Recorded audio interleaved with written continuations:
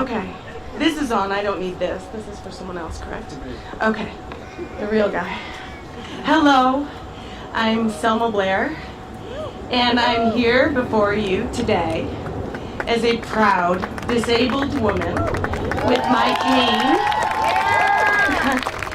and my service dog Scout by my side to celebrate the anniversaries of the Americans with Disabilities Act and the Rehabilitation Act, the legacy of the leaders who came before. Although I'd had symptoms since the age of 7, it took a lifetime of self-advocacy to finally lead me to a diagnosis at age 46. After living most of my life in pain and self-doubt, it was the late, great Judy Heumann, without whom we would not be here today, who taught me my worth. Looking out at all of you, seeing so many of the people she mentored and befriended, I see the beauty of how she prepared the next generation of community leaders I stand proudly alongside today. In my own disability advocacy, I have realized that these historic pieces of legislation were vital steps towards fairness, but the push towards equity continues. Our laws and policies must reflect that our disabled lives are not of lesser value, and in partnership with the disability community, the Biden-Harris administration is working to do just that, breaking down barriers that exist today in transportation, healthcare, education, employment, voting, and more. It is an honor to introduce a friend to the disability community and a president who knows that every American deserves a life of dignity and respect. President Joe Biden.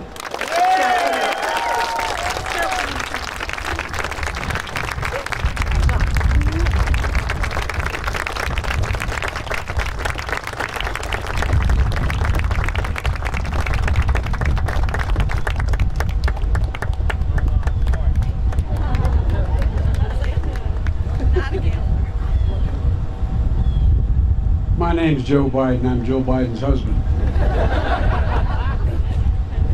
And what I told this beautiful lady when we met inside, she's doing so much to change people's lives. All of you are. Look out there and I see one of the guys that got it started, Tom Harkin. Tom, stand up. Stand up for people to see. Good to see you, Tom. Elizabeth Dole, Bob Dole was a major player in all of this. He really was. I remember getting in trouble because someone was criticizing Bob Dole on the floor for why do we need curb cuts, why do we need all those kinds of things. And I got myself in trouble. Anyway, and there's so many really important people here that made all this possible. Tammy Duckworth, she's too young.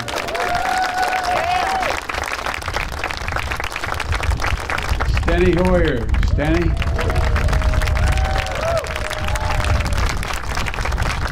Madeline Dean, Jared Huffman.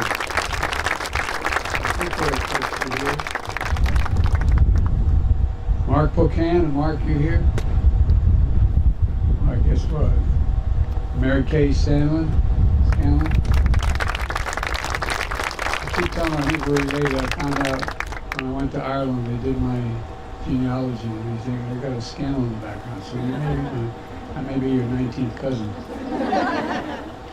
Jan Schikowski. Jan, good to see you. Dina Titus. Look, and by the way, is Tim Shriver here?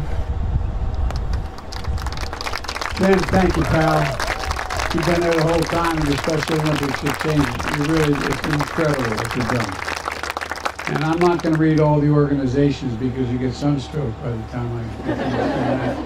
But look, I want to welcome you all to the White House. And Selma, thank you for the introduction, but more importantly, thank you for your advocacy. Your advocacy has given people hope. You've changed people's lives, along with the rest of you who are here.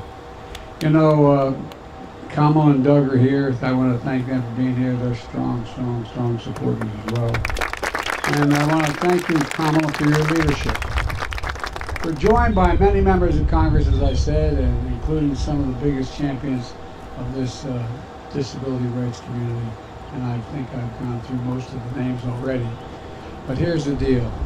You know, a big thanks to the courageous activists here who work so hard to make the country more accessible and more just.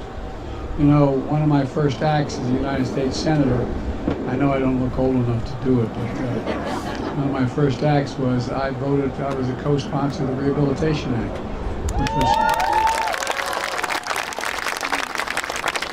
the first time in the nation's history we declared in law what we knew to be true, that Americans with disabilities deserve dignity, respect, and equal chance at the American dream. The Rehabilitation Act is one of the most consequential civil rights laws in our nation's history, banning discrimination on the basis of disability by any entity funded by the federal government. You know, it promoted equal access for communities, access to our communities, authorized independent living services, and research that supports disabled people in living their lives that they want to lead. Folks, but after the Rehabilitation Act was signed into law, its implementation was delayed.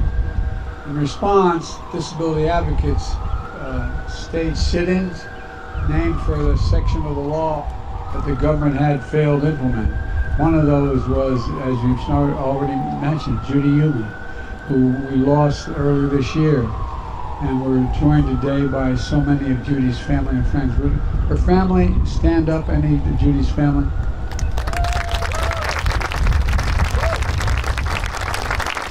Thank you. As an infant, you all know Judy contracted polio and lost the ability to walk.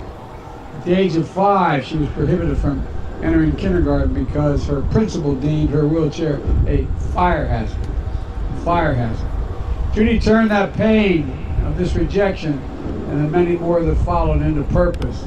After the Rehabilitation Act passed, she led demonstrations in San Francisco, testified in congressional hearings, demanding that the people in power actually implement the law that was passed.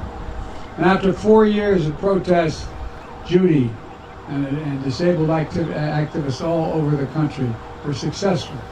History shows it's often not the people in power, but the power of the people that moves the nation forward.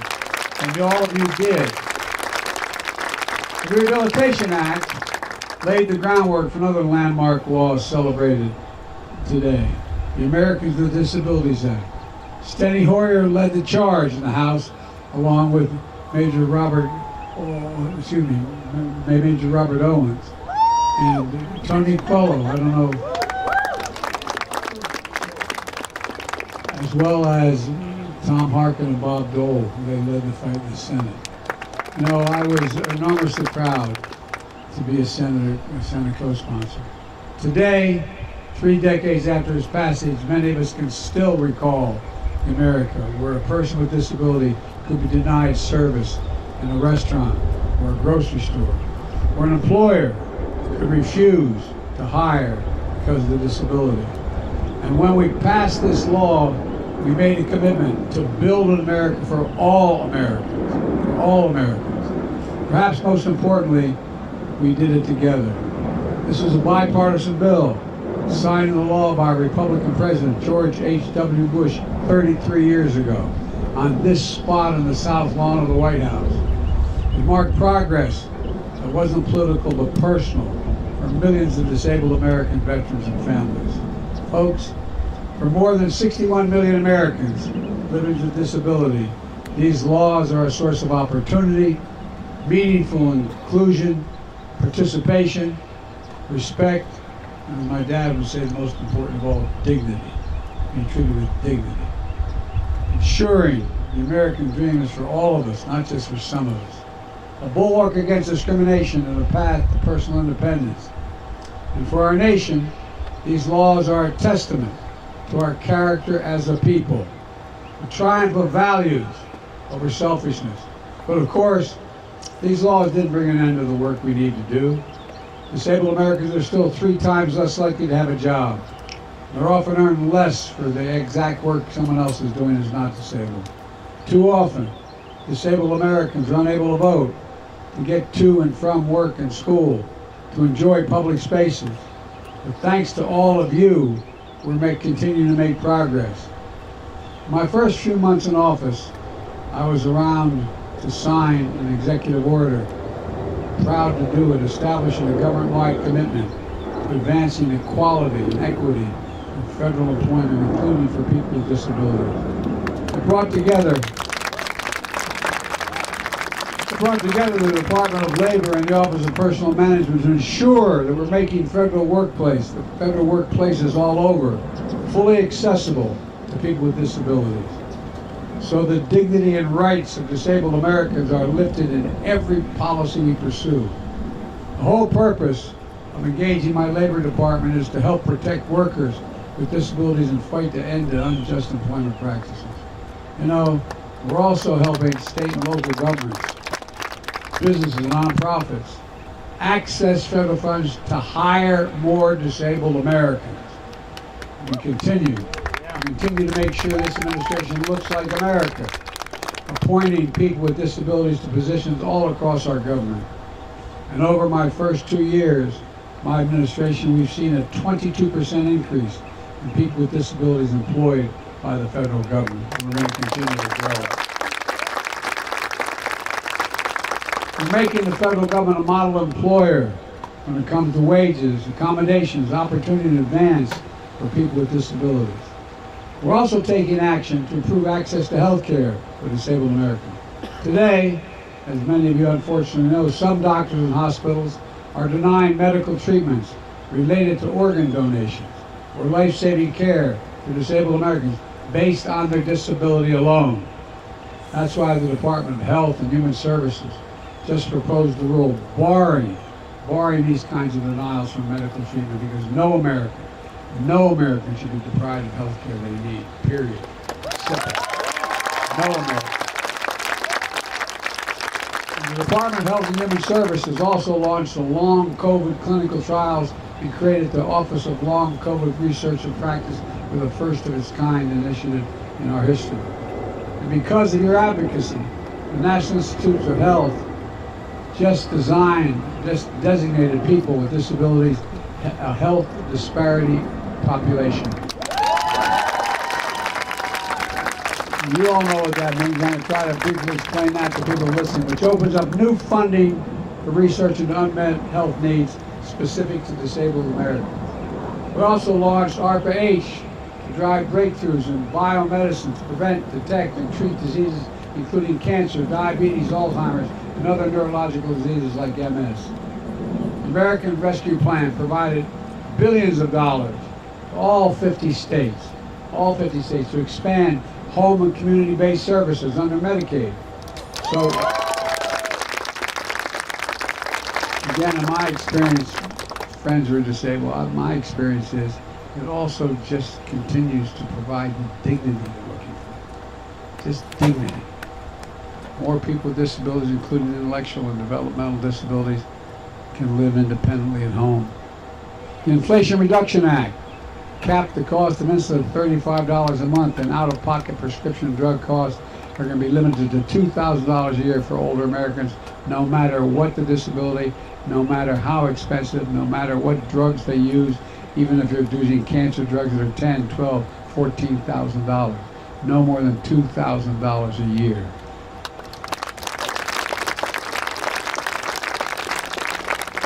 Our bipartisan infrastructure law makes the biggest investment ever, $1.75 billion to to make transit and rail stations more accessible.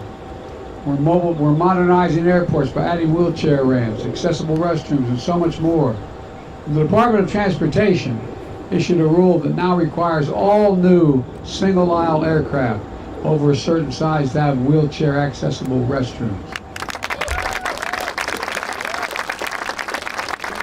The Department of Justice proposed standards for state and local governments to make their internet content and mobile apps more accessible to disabled Americans so they can easily do things like travel to and from work and school, care for themselves and their loved ones, and vote. And look, accessibility is the cornerstone of ensuring government works for everybody. Accessibility. So let me close with this. Judy Heumann, in reflecting on her life, wrote, and I quote, "Change never happens at a pace we think it should. It happens over years of people joining together, strategizing, sharing, and pulling all the levers they possibly can." That's the story we celebrated here today. Progress hard fought and won, making real our nation's founding promise that every American has a right to be recognized and respected for who they are. Millions of Americans with disability, this is a source of identity and power. This is the essence of the disability pride. Look, folks, it's the essence of what Judy and so many of you here today have fought so hard for, and the progress we'll continue to make together. Folks, as I look out on all of you, I can honestly say I've never been more optimistic about America's future. And I mean that from the bottom of my heart. Never. You just have to remember who in the hell we are. We're the United States of America. There is nothing beyond our capacity. We set our mind to do it, and we work together. And folks, there's so much more. Because it's so hot out here, I don't want to keep you.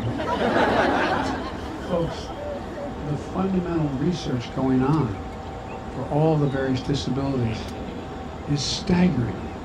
It's staggering. And for example, whether it's ARPA, we're spending billions of dollars on research and development for health disparities. Everything from, anyway. But it's because of you all. You all not only had the physical courage to deal with whatever your disability is, those of you who are in this community, but you stood up. You spoke for everybody else. You spoke not just for yourself, but for everybody. You've changed people's lives for the better. You've given people hope. You've allowed them to regain their pride, their dignity, to be able to do what they want to do as best they can. So I think this is just the beginning. I think someone's going to be standing here 20 years from now talking about how fundamentally it's changed across the board. Across the board. We can never stop. God bless you all. May God protect our troops. Thank you.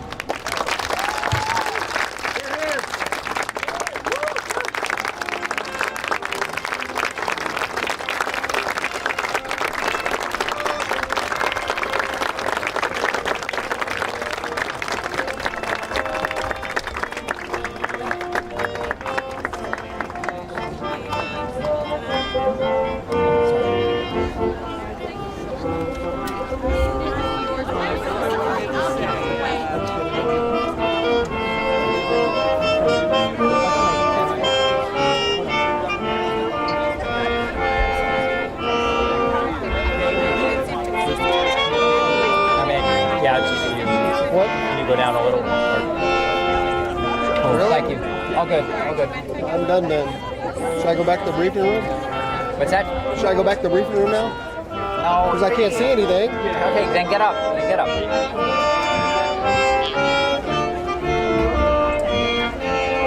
Actually, Doug, do what you got to do. Steve's got him.